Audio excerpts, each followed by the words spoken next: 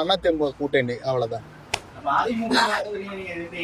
தேர்தல் பிரச்சாரம் வரும்போது ஒரே மேடையில கூட்டணி கட்சி தலைவர்கள் ஒன்று சேரும்போது நீங்களும் சேர்ந்து பிரச்சாரம் பண்ண வேண்டிய சூழ்நிலை வரும். அப்ப அது விலகிடுவீங்களா? இது வரைக்கும் அது மாதிரி நடந்தது இல்லையே.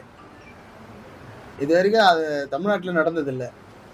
என்டிஏ கூட்டணியில மொத்த தலைவர்களை கூப்பிட்டு பிரச்சாரம் இது வரைக்கும் பண்ணதில்லை. இனிமேல பண்றதுக்கான வாய்ப்பும் இருக்காது. அவங்க தனித்தனியா தான் பிரச்சாரம் பண்ணுவாங்க. தொடர்ந்து மத்திய அரசு வந்து தமிழ்நாட்டுக்கு வழங்க வேண்டிய நிதிய வளங்களை தமிழக அரசு கல்வி நிதியை குறிப்பா ஓபிஎஸ் மூலம் வலியுறுத்தி. சரி, இல்ல அது நியாயமானது தானே. தமிழ்நாடு அரசு கேட்கறதும் நியாயம்தான். ஓபிஎஸ் இதை சொன்னாருன்னு சொன்னாக்க அதுவும் நியாயம்தான்.